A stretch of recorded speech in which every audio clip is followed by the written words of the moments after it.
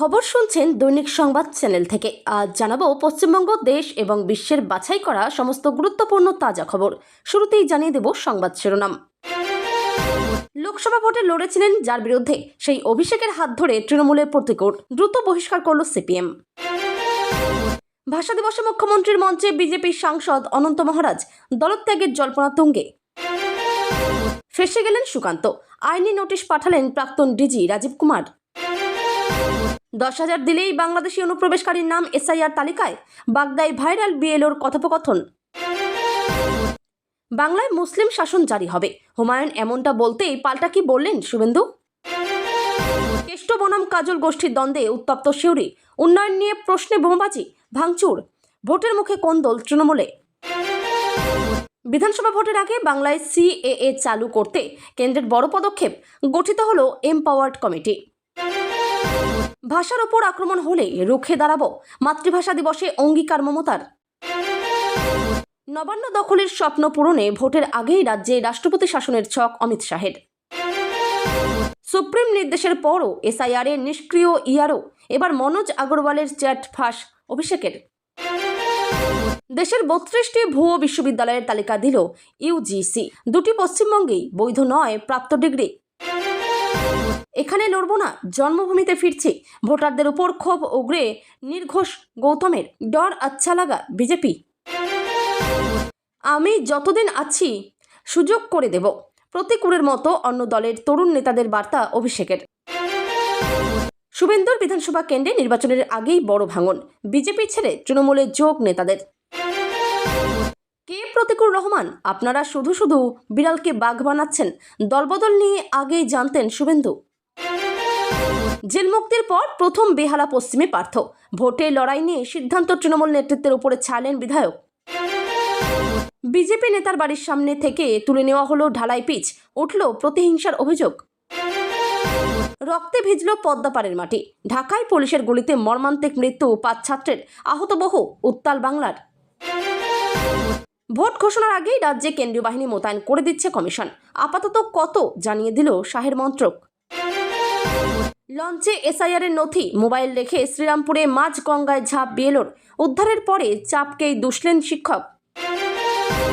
রাস্তায় নামাতে হবে সিপিএমকে, পথ দেখাবে প্রতিকূল, আমতলার রাস্তায় দাঁড়িয়ে হুঙ্কার অভিষেকের। 3 বিজেপি শাসিত রাজ্য এবং 1 কেন্দ্র শাসিত অঞ্চলের চূড়ান্ত তালিকা প্রকাশ করল কমিশন। কোন রাজ্যে বাদ কত ভোটার? চূড়ান্ত ভোটার তালিকায় কি বাদ বহু মতুয়ার নাম? বাংলার জন্য তড়িঘড়ি বিশেষ কমিটি গড়ল শাহের মন্ত্রক।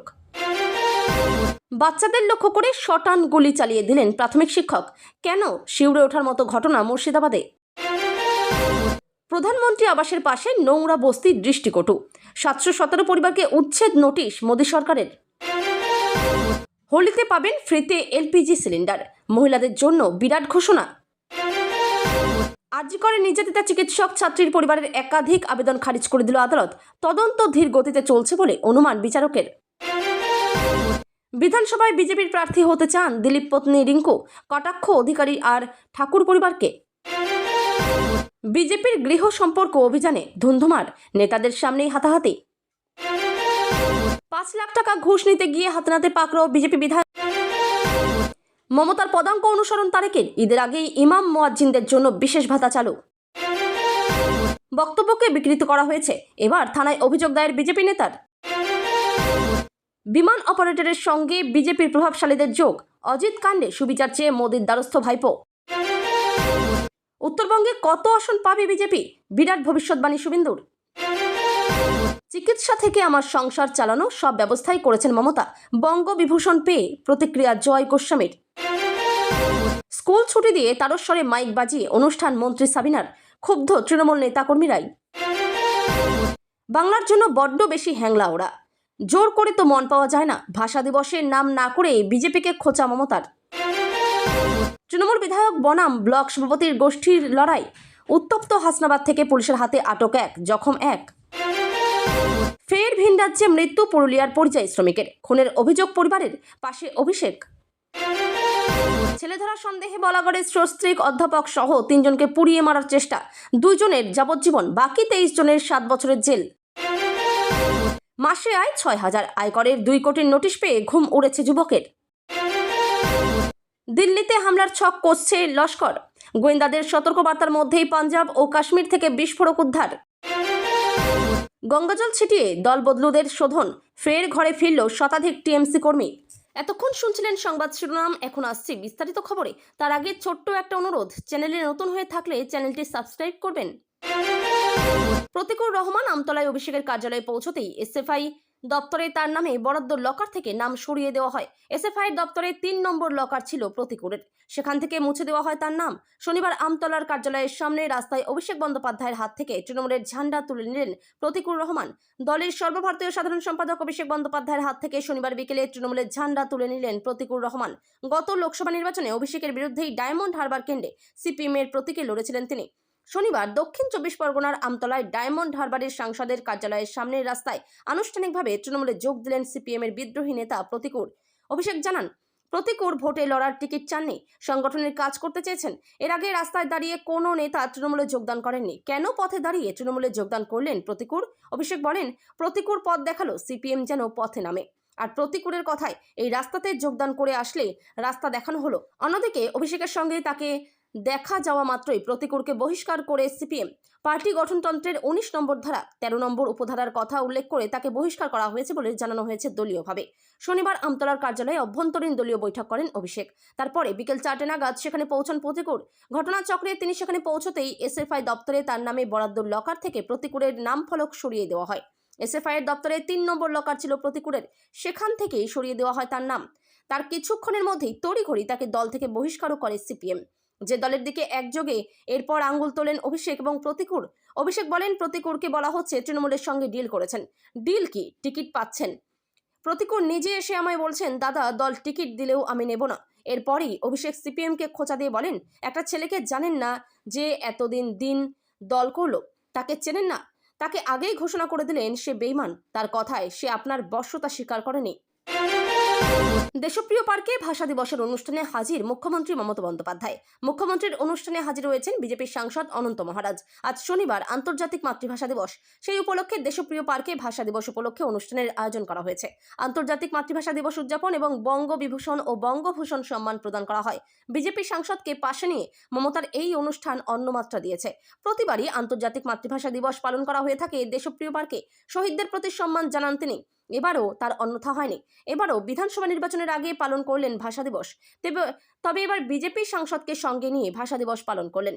এসআইআর নিয়ে প্রতিবাদে সোচ্চার হয়েছিলেন অনন্ত মহারাজ। আবার মমতা বন্দ্যোপাধ্যায়ের মঞ্চে হাজির রয়েছেন তিনি। অনন্ত মহারাজের দীর্ঘায়ু কামনা করেছেন মমতা বন্দ্যোপাধ্যায়। সম্প্রতি বিজেপি ছেড়ে তৃণমূলে যোগ দিয়েছেন কার্শিয়াংয়ের বিজেপি বিধায়ক বিষ্ণুপ্রসাদ শর্মা। তারপরেই আরও এক বিজেপি বিধায়ক মুখ্যমন্ত্রীর মঞ্চে। এই নিয়েই শুরু হয়েছে জল্পনা, ফের কি ভাঙতে চলেছে পদ্ম শিবির? দলবদলের জল্পনা ছড়িয়েছে। মুখ্যমন্ত্রী মমতা বন্দ্যোপাধ্যায়ের প্রশংসায় শোনা গেল তার গলায়। তারপরেই জল্পনা আরও দৃঢ় হচ্ছে। রাজবংশীদের জন্য যেভাবে লড়াই করছেন অনন্ত মহারাজ, সেইভাবে লড়াই চালিয়ে যাওয়ার কথাও বলেছেন মুখ্যমন্ত্রী। এদিন সকালে বিশ্বের সকল ভাষাভাষীর মানুষদের শুভেচ্ছা জানিয়েছেন মুখ্যমন্ত্রী। বিধানসভা ভোটের আগেই ফেঁসে গেলেন বঙ্গ বিজেপির প্রাক্তন মুখিয়া সুকান্ত মজুমদার। তার সম্পর্কে অসত্য ও মানহানিকর মন্তব্যের কারণে মোদী সরকারের প্রতিমন্ত্রীকে আইনি নোটিশ পাঠালেন রাজ্য পুলিশের প্রাক্তন ডিজিপি রাজীব কুমার। ওই আইনি নোটিশে বঙ্গ বিজেপির প্রাক্তন মুখিয়াকে সরাসরি হুঁশিয়ারি দিয়ে বলা হয়েছে, 7 দিনের মধ্যে নিঃশর্ত ক্ষমা চান, তা না হলে মানহানি মামলা দায়ের করা হবে। রাজীবের আইনি নোটিশ নিয়ে কোনো প্রতিক্রিয়া জানায়নি সুকান্ত। গত 31শে জানুয়ারি রাজ্য পুলিশের প্রধানের পদ থেকে অবসর নিয়েছেন দুদে আইপিএস রাজীব কুমার। কোনো কালেই তিনি বিজেপি নেতাদের পছন্দের ছিলেন না, বরং চক্ষুশূল ছিলেন। তাই অবসর নেওয়ার পরে রুচিহীন ভাষায় দিদি তেরা ডিজি দিওয়ানা গান গেয়ে রাজীবকে খোঁচা দিয়েছিলেন সুকান্ত। এমনকি বিজেপির লোক জোটানো সভা থেকেও রাজ্য পুলিশের প্রাক্তন ডিজিকে নিশানা করেন কেন্দ্রীয় মন্ত্রী। শিলিগুড়ির মাটিগাড়া নকশালবাড়ির এক সভা থেকে শেষবার আক্রমণ করেন।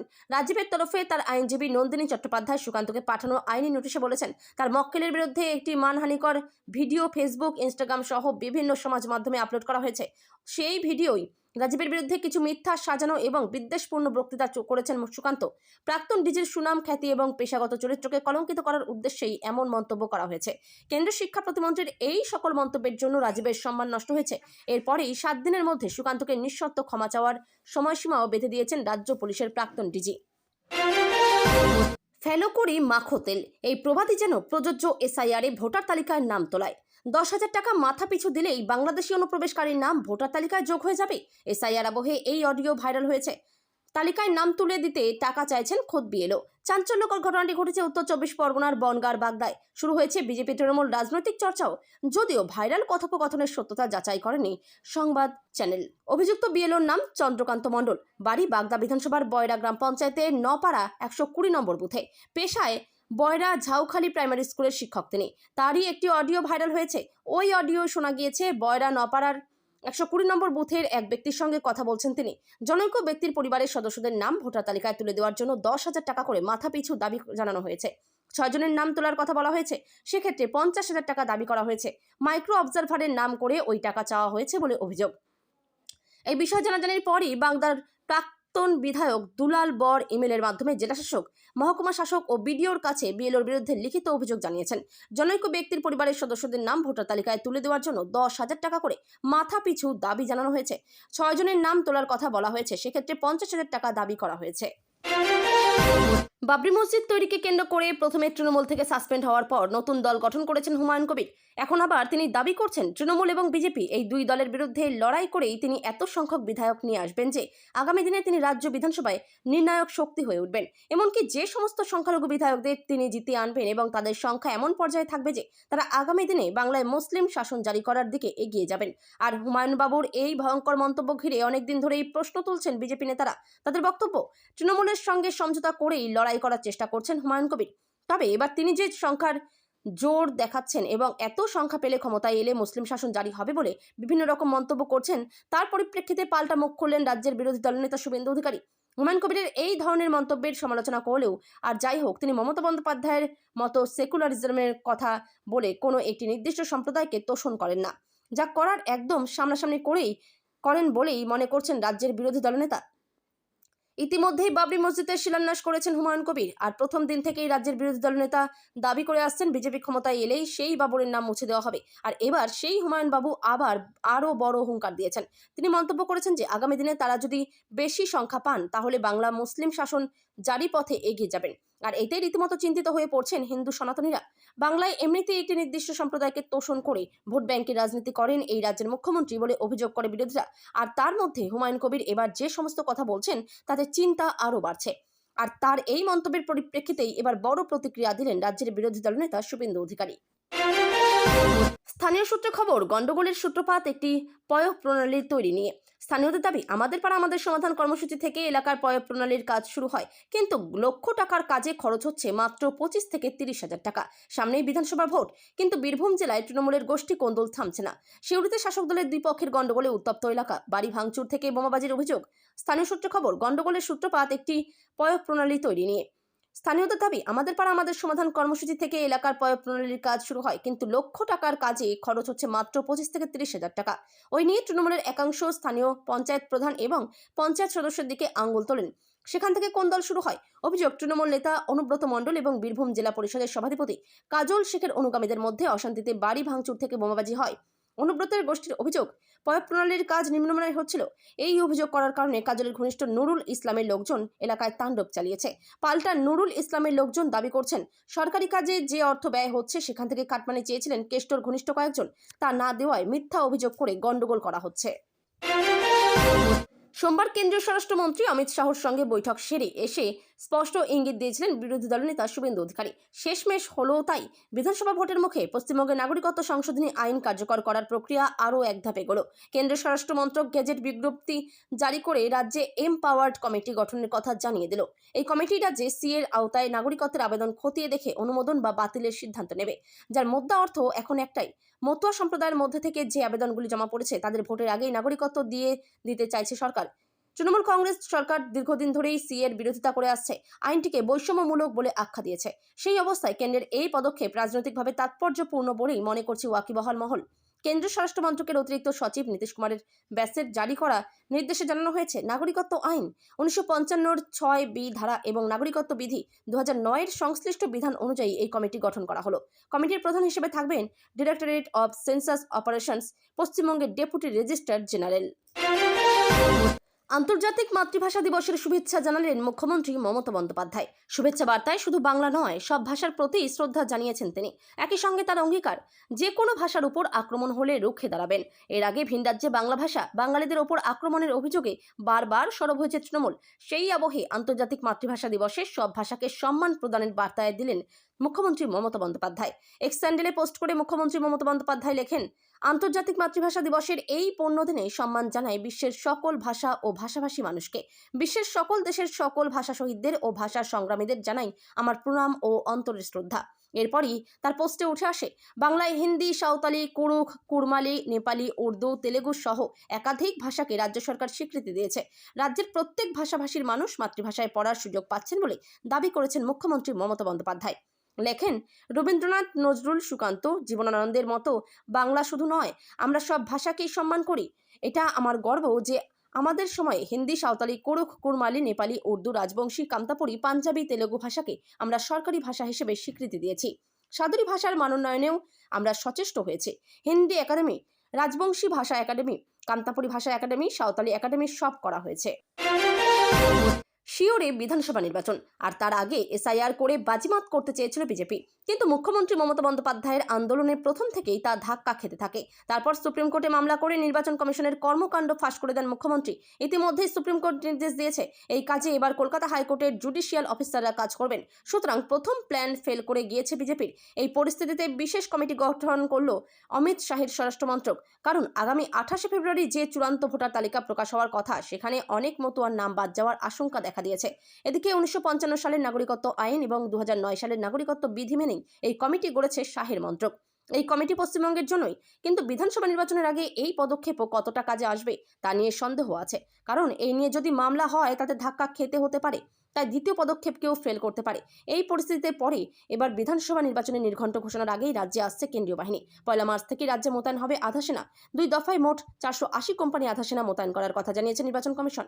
1 মার্চে 240 কোম্পানি আধা সেনা মোতায়েন করা হবে বঙ্গে।